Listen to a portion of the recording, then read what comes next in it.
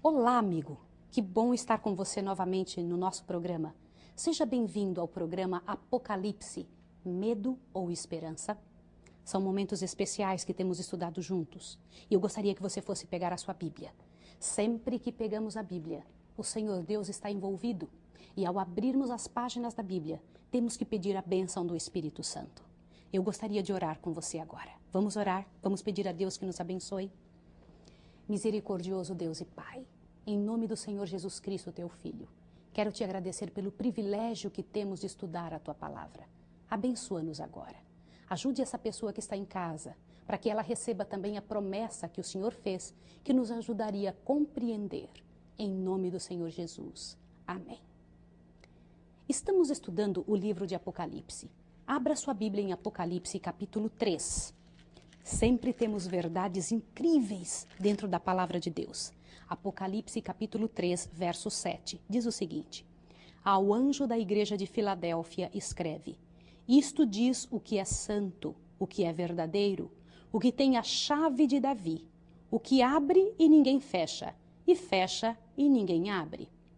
Que porta seria essa? Vá para frente um pouquinho mais, aí em Apocalipse capítulo 14, do verso 7 em diante, encontramos o seguinte. Voltemos um pouquinho só no verso 6. Vi outro anjo voando pelo meio do céu, tendo um evangelho eterno para proclamar aos que habitam sobre a terra, e a toda nação, e tribo, e língua, e povo, dizendo com grande voz: Temei a Deus e dai-lhe glória, porque é chegada a hora do seu juízo. E adorai aquele que fez o céu, a terra, o mar e a fonte das águas. Aqui em Apocalipse 14 estão as mensagens dos 3 anjos, a qual estudaremos nessa lição. O primeiro anuncia a hora do juízo. Deixaremos para outro momento a segunda e a terceira mensagens. Estes anjos, evidentemente, são simbólicos, pois lhe foi confiada a tarefa de pregar o evangelho eterno às multidões de toda a terra. Essa tarefa não foi confiada por Deus a anjos literais, mas a nós, seres humanos, a você e a mim. Portanto, deve ser entendida como um símbolo de um grupo de crentes anunciadores dessas mensagens. Quando haveria de ocorrer o juízo final? Os autores bíblicos falaram dele como algo que aconteceria em suas épocas. Paulo, Pedro, todos eles pensavam que seria na época em que eles estavam vivendo. Também devemos entender que quando a Bíblia fala do juízo final, se refere pelo menos a 3 etapas ou fases. Primeiro, o juízo de selamento ou juízo investigativo, antes da segunda vinda de Cristo, o qual tem a ver somente com os seus fiéis. Aonde está isso? 1 Pedro 4, verso 17. Abra junto comigo, você precisa compreender isso. Abra sua Bíblia em 1 Pedro, o capítulo 4 e o verso 17. Diz o seguinte, eu quero ler junto com você. Vamos ler juntos. Diz assim: Pois já é o tempo que comece o julgamento pela casa de Deus. E se primeiro começa por nós, qual será o fim daqueles que são desobedientes ao Evangelho de Deus? Você percebeu, meu amigo? A primeira parte do julgamento de Deus, chamado juízo investigativo, começa pela casa de Deus. Tem a ver com pessoas fiéis. Imagine um julgamento na terra. Sempre é necessário que se busque primeiro os fatos. Primeiro vai se investigar. Depois, então, vai se comprovar e, no final, se executa a sentença. No julgamento do céu também é a mesma coisa. Primeira fase do juízo, juízo investigativo. Segunda fase do juízo, juízo de comprovação. Quando será realizado isso? Você se lembra que nós estudamos o que vai acontecer no milênio? Há alguns estudos atrás, nós estudamos sobre o milênio. Esse juízo de comprovação será realizado pelos santos, nós, durante o milênio. Apocalipse capítulo 20, verso 4, nos fala dessa realidade. Abra sua Bíblia aí, em Apocalipse capítulo 20, e leia junto comigo. O verso 4, eu vou ler com você. Diz o seguinte: Vi também tronos, e aos que se assentaram sobre eles foi dado o poder de julgar.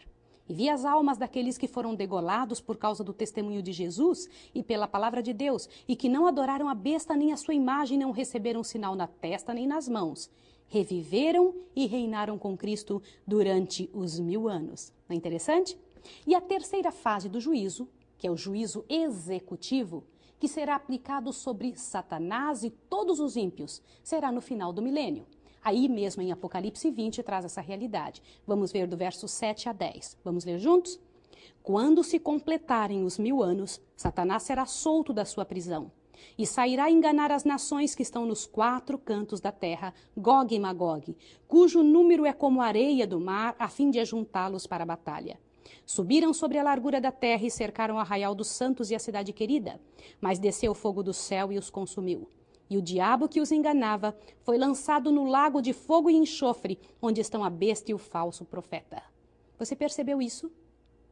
Qual é a solene mensagem proclamada pelo anjo que tinha o evangelho eterno? Isso aqui eu quero que encha seu coração para que você compreenda.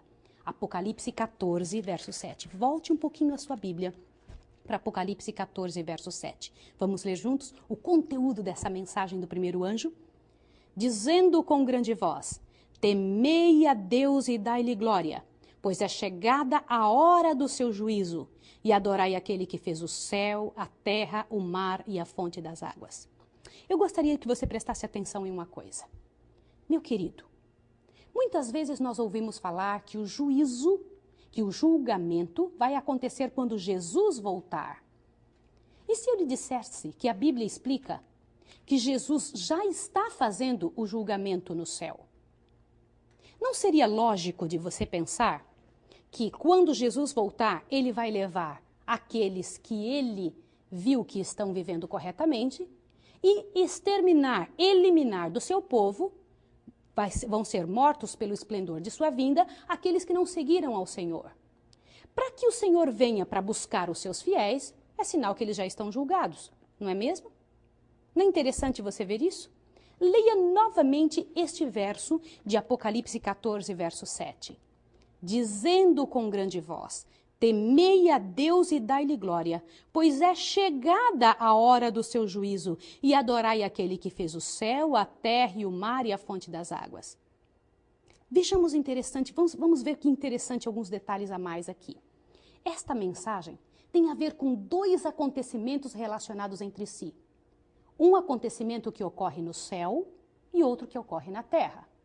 No estudo anterior, nós vimos que no santuário terrestre se realizavam 3 classes de ofertas ou sacrifícios. O sacrifício contínuo, que era para benefício do povo, assim como Cristo morreu por todos. As ofertas individuais diversas, que quando eram para remissão dos pecados, deviam ser com derramamento de sangue. Sem derramamento de sangue, não há liberação do pecado, que era um símbolo da aceitação pessoal a Cristo. E também havia o dia da expiação completa, lembra? Este dia da expiação, e eu gostaria que você parasse um minutinho para se lembrar. Preste atenção no detalhe. No dia da expiação, o sumo sacerdote entrava lá atrás no lugar santíssimo e então aspergia o sangue dos bodes ali dentro da arca, frente ao Shekinah de Deus. Está recordado a respeito disso? Foi na última vez que nós estudamos a respeito desses detalhes, desse sacrifício que limpava todo o santuário, fazia expiação por todo o povo, para que eliminasse qualquer sujeira ou pecado que estivesse na presença de Deus. Também vimos que os sacrifícios se agrupavam em 2 serviços. Serviço diário, realizado no átrio, ou no pátio, no lugar santo cada dia do ano, e serviço anual, realizado no lugar santíssimo somente um dia no ano, ao final do ano litúrgico, no dia da expiação, que era símbolo do juízo e da erradicação do pecado. Como fazia o pecador do Antigo Testamento para conseguir o perdão de seus pecados? Levítico 4. Abra comigo Levítico 4 agora. Vai lá na sua Bíblia em Levítico 4 para que você possa recordar e ficar bem gravado na sua mente. Levítico, o livro de Levítico lá no início da Bíblia, capítulo 4, verso 27 em diante. Eu vou ler com você, tá bem? Vamos lá. Se alguém dentre o povo da terra pecar por ignorância, fazendo algumas das coisas que o Senhor ordenou que não fizesse, ele se tornou culpado. Quando o pecado que cometeu lhe for notificado, então trará por sua oferta uma cabra sem defeito pelo pecado cometido. Porá a mão sobre a cabeça da oferta pelo pecado e degolará no lugar santíssimo. no lugar do holocausto, desculpe. Depois o sacerdote com o dedo tomará o sangue da oferta e o porá sobre os chifres do altar do holocausto, e o restante do seu sangue derramará à base do altar. Em outros versículos, fala-se de outros animais, sempre sem defeitos, que tinham que ser símbolo de Cristo. Jesus não tinha defeito algum. Estes ritos eram símbolos que não tinham valor em si mesmos. O sangue de Cristo, representado pelo sangue dos animais, é o único que tem poder redentor. Mas que evidência bíblica nos permite entender que estes pecados perdoados ficavam registrados no santuário e contaminavam o santuário? Porque nós estamos falando de purificação do santuário. Por quê? O que é que contaminava o santuário? Abra sua Bíblia em Jeremias 17. Jeremias 17 vai lhe dar essa resposta. Jeremias 17, o versículo 1, traz essa realidade para que você compreenda. E eu faço questão que você leia. Leia comigo. O pecado de Judá está escrito com um estilete de ferro, gravado com ponta de diamante na tábua do seu coração e nas pontas dos seus altares. Você percebeu? Quando o sacerdote aspergia o sangue, simbolicamente o pecado era transferido para o santuário. O pecador era perdoado, mas ficava um sangrento registro no santuário. Essa cerimônia ajuda a compreender por que no Apocalipse e em outras partes da Bíblia se fala dos livros de registros no céu. Preste atenção numa coisa, meu querido. Cada vez que o nosso pecado é perdoado, é registrado cada um dos nossos pecados nos livros do céu. Para que esse pecado seja tirado dali, é necessário que nós venhamos a pedir perdão a Jesus. E na frente do pecado é escrito, perdoado. Você pode imaginar que coisa tão linda isso? Não enche o seu coração para compreender estas verdades de Deus? Depois do acúmulo dos pecados dos penitentes, durante um ano, que se fazia no dia da expiação, no 10º dia do 7º mês? Lá em Levítico 16, 29 a 34, dizia, fará expiação pelo santíssimo lugar, pela tenda da congregação e pelo altar. Também fará pelo sacerdote e por todo o povo da congregação, para fazer expiação uma vez por ano pelos filhos de Israel. Como que era ilustrado no serviço do dia da expiação a erradicação final do pecado? Levítico 16. Abra sua Bíblia em Levítico 16 para que você compreenda. Eu faço questão que você leia, porque em Levítico 16 traz essa declaração com amplitude.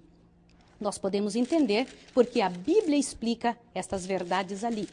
Levítico 16 inteiro fala sobre o dia da expiação. Eu vou ler com você. Levítico 16, verso 10. Mas o bode escolhido por sorte, como bode emissário, será apresentado vivo diante do Senhor, para fazer com ele expiação a fim de ser enviado ao deserto como bode emissário. Agora veja o verso 20 e 22. Veja bem. Terminada a purificação do santíssimo lugar, da tenda da congregação e do altar, Arão trará o bode vivo, porá ambas as mãos sobre a cabeça do bode vivo, e sobre ele confessará todas as iniquidades dos filhos de Israel e todas as suas rebeldias, segundo todos os seus pecados, fazendo-os assim caírem sobre a cabeça do bode. E o enviará ao deserto pela mão de um homem designado para isso. O bode levará sobre si todas as iniquidades deles para a terra solitária, e o homem soltará o bode no deserto. Eu quero chamar a atenção de você para uma coisa. Venha cá, por favor. Você se lembra que o sumo sacerdote, então, entrava no lugar santíssimo? Mas ele jamais entrava no lugar santíssimo sem que ele escolhesse um dos bodes. Um morria, um dos bodes era morto, e o outro permanecia vivo. O que acontecia com o bode vivo? Você sabe que o bode que morria representava Jesus, o único que morreu por nossos pecados? A quem representava o bode que permanecia vivo? O bode que permanecia vivo. Então, quando o sumo sacerdote saía de dentro da tenda da congregação, com todos aqueles pecados que haviam sido limpos da presença do Senhor, chegava em frente ao bode que tinha permanecido vivo, colocava sua mão sobre a cabeça do bode vivo, e então ali passava simbolicamente todos os pecados do ano inteiro sobre a cabeça do bode vivo. Esse bode não morria. Esse bode, então, era levado para o deserto para que ele morresse sozinho. Você conseguiu prestar atenção? O bode que permanecia vivo, ele não morria, ele não era o resgate pelo pecado. Ele era considerado como responsável por todos os pecados que haviam sido cometidos. Que sentença recaía sobre aqueles que neste dia não estavam com as vidas acertadas com Deus, símbolo do juízo? No livro de Levítico também nos traz essa informação. Levítico 23, vamos ver junto comigo, Levítico capítulo 23 e o verso 27 a 29. Eu vou ler com você. Levítico 23, 27 a 29, diz o seguinte: o dia 10 deste 7º mês será o dia da expiação. Tereis santa convocação, afligireis as vossas almas e oferecereis oferta queimada ao Senhor. Neste dia nenhum trabalho fareis, porque é o dia da expiação, para fazer expiação por vós perante o Senhor vosso Deus. Toda pessoa que nesse dia não se afligir, será eliminada do meio do povo. Você conseguiu entender? O que acontecia com alguém que não tivesse feito todo o preparo para que neste dia, relacionado ao dia do juízo final, não estivesse com sua vida limpa? Era eliminada do meio do povo. Que declaração do Novo Testamento demonstra que este símbolo, esta cerimônia, era simplesmente um símbolo de um juízo que haveria de realizar-se no céu. O que você encontra? Hebreus capítulo 9, verso 23 em diante. Vá para o livro de Hebreus outra vez, para que você veja que a Bíblia ela traz informações a respeito disso, para que você e eu possamos compreender. Hebreus capítulo 9, verso 23 em diante. Presta atenção. Era necessário, portanto, que as figuras das coisas que estão aonde? No céu, se purificassem com tais sacrifícios. Olha que interessante. Aqui diz que as coisas do céu precisam ser purificadas, mas as próprias coisas celestes com sacrifícios superiores a estes. Pois Cristo não entrou em santuário feito por mãos, figura do verdadeiro, porém no mesmo céu, para comparecer agora por nós perante a face de Deus. Continua lendo. Nem também entrou para se oferecer a si mesmo muitas vezes, como o sumo sacerdote entra, de ano em ano, no lugar santo dos santos com sangue alheio. De outra forma, necessário lhe fora padecer muitas vezes desde a fundação do mundo. Mas agora, na consumação dos séculos, veja a época, mas agora, na consumação dos séculos, uma vez por todas se manifestou para aniquilar o pecado pelo sacrifício de si mesmo. E como aos homens está ordenado morrer uma só vez, vindo depois disto o juízo, assim também Cristo, oferecendo-se uma só vez para levar os pecados de muitos, aparecerá a segunda vez sem pecado aos que esperam para a salvação. O que você entendeu? Bendito, glorioso seja o nome de Jesus, o Filho de Deus. O juízo de selamento ou juízo investigativo é a primeira fase do juízo de Deus. Este precede a segunda vinda. Que se realizaria no céu justamente antes de vir Jesus? Agora eu quero que você abra um livro gêmeo do livro de Apocalipse, o livro de Daniel. Abra comigo o livro de Daniel, para que você veja uma cena que Daniel viu no céu, que explica esse momento especial de julgamento. Daniel 7, o verso 9 em diante. Eu vou ler com você. Vamos ler juntos? Daniel 7, verso 9. Ache, você precisa encontrar esse texto. Diz o seguinte: eu continuei olhando, é Daniel que está falando, até que foram postos uns tronos, e um ancião de dia se assentou. A sua veste era branca como a neve, e o cabelo de sua cabeça como lã puríssima. O seu trono era de chama de fogos, com rodas de fogo ardente. Um rio de fogo manava e saía de diante dele. Milhares de milhares o serviam, e milhões de milhões estavam diante dele. Preste atenção nesse detalhezinho agora. Assentou-se o tribunal e abriram-se os livros. Você percebe aqui uma cena de julgamento, onde está o ancião de dias, que é o nosso Senhor Deus, o Deus eterno, o Pai de nosso Senhor Jesus Cristo. Livros foram trazidos perante ele. Esta fase do juízo de selamento diz respeito ao povo de Deus, começando pelos primeiros habitantes da terra, até os que estiverem vivos ao ouvir o Senhor Jesus nas nuvens dos céus. Serão julgados as obras das pessoas, sejam boas ou sejam más. Isso está escrito em Eclesiastes capítulo 12, verso 14. A base do qual vão ser julgados é a lei de Deus. Isso está escrito em Tiago, capítulo 2, verso 12. De acordo ao que está registrado nos livros do céu, Apocalipse 21, 12. Mas em todo julgamento precisa um advogado e também tem um acusador. Quem é o acusador? O acusador é Satanás. Isso está escrito em Apocalipse 12, verso 10. Você quer ler junto comigo? Vamos ler juntos. Vá sua Bíblia em Apocalipse. Apocalipse, capítulo 12, o verso 10. Eu vou ler com você. Então ouvi uma grande voz no céu que dizia: agora é chegada a salvação, a força, o reino do nosso Deus e o poder do seu Cristo, pois já o acusador de nossos irmãos foi lançado fora, o qual diante do nosso Deus os acusava de dia e de noite.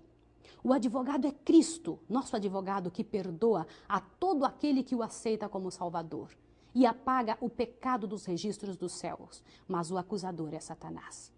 Em 1 João, capítulo 1, verso 7 e verso 9, diz que o sangue de Jesus perdoa e limpa ou purifica. Ele prometeu em Apocalipse 3, verso 5, não apagar do livro da vida o nome dos vencedores. Note que o juízo de Deus ocorre no céu. Em Daniel 7, verso 13, na época em que o profeta está impressionado com a obra que o anticristo está fazendo na terra, no final do juízo de selamento, está decidida a sorte de todo ser vivente. E então, Cristo virá em seguida. Jesus somente virá quando então o juízo estiver terminado. O que é juízo de comprovação? Vai ser durante o milênio. Será um julgamento realizado pelos santos. É a segunda fase do juízo durante o milênio. Quem são os que serão julgados nessa segunda fase do juízo final? Abra sua Bíblia de novo em Apocalipse 20. Vai aí, você estava em Apocalipse 12, vai para frente um pouquinho em Apocalipse 20 e você vai ter essa informação, o capítulo 4 e o capítulo 7. Vi também tronos, e aos que se assentaram sobre eles foi dado o poder de julgar. Vi as almas daqueles que foram degolados por causa do testemunho de Jesus, pela palavra de Deus, e que não adoraram a besta nem a sua imagem, e não receberam um sinal na testa nem nas mãos. Reviveram e reinaram com Cristo durante 1000 anos. Agora veja o verso 7. Quando se completar os 1000 anos, Satanás será solto de sua prisão. Por quê? Porque haverão pessoas que vão ressuscitar por ocasião da vinda da cidade santa após o milênio. Esta fase do juízo abrange aquele que não se achou inscrito no livro da vida, em Apocalipse 20, capítulo 15. Será realizado pelo Senhor junto com os redimidos durante o milênio, esta fase do juízo. E o juízo executivo é a terceira fase, no final dos 1000 anos aqui na Terra. Como descreve o Apocalipse a maneira como se cumprirá a última parte do juízo profetizado no simbolismo do santuário? Apocalipse 20, versículo 11 a 15. Vamos ver. Então vi um grande trono branco e o que estava sentado sobre ele. Da presença dele fugiram a terra e o céu, e não se achou lugar para eles. E vi os mortos, grandes e pequenos, que estavam diante do trono, e abriram-se os livros. Abriu-se outro livro que é o da vida. Os mortos foram julgados pelas coisas que estavam escritas nos livros, segundo as suas obras. O mar entregou os mortos que nele havia, e a morte e o além deram os mortos que neles havia, e foram julgados cada um segundo as suas obras. Então a morte e o inferno foram lançados no lago de fogo. Esta é a segunda morte. E todo aquele que não foi achado inscrito no livro da vida foi lançado no lago de fogo. Meu querido, assim o Senhor Deus terminará para sempre com o problema do pecado. E voltará rapidamente para buscar aqueles que viveram de acordo com o que o Senhor Deus pediu que fizessem. Você está sendo convidado para que viva, para que permaneça vivendo dentro daquilo que o Senhor Deus pediu para que você e eu vivêssemos. Há mais para a sua vida e para a minha. Há muito mais para compreendermos a respeito da maneira como o Senhor Deus espera que seus filhos aprendam e vivam nessa terra. Eu quero orar por você e por sua família, agora que os nossos nomes estão sendo passados nos livros do céu. Vamos orar? Misericordioso Deus e Pai, bendito seja o teu nome pela graça e pelo poder do Senhor Jesus Cristo, teu Filho, que é o nosso advogado no céu. Queremos te pedir, Senhor, que nos abençoe para que possamos compreender cada fase de nossa vida, cada detalhe que Jesus quer que compreendamos e possamos viver de acordo com sua graça e o seu amor e podermos ser testemunhas nessa terra daquilo que o Senhor espera no seu sonho que possamos fazer. Em nome de Jesus, abençoe essa pessoa em casa. Abençoa nós também e nos prepare para o próximo programa. Em nome de Jesus. Amém. Até a próxima. Se você deseja saber mais sobre esse ou outros assuntos relacionados ao Apocalipse e sobre a volta de Jesus, entre em contato conosco e receba um estudo sobre as revelações do Apocalipse. E saiba mais sobre as incríveis profecias deixadas na Bíblia por Jesus e sobre a sua segunda vinda. Nos vemos sábado que vem neste mesmo horário. Que Deus te abençoe. Até lá. Respondeu-me, os meus medos compreendeu. Ao falar a minha fé, sim, ele ergueu. Mas quem será que comigo vai? O meu nome sabe bem, ele faz arder meu coração.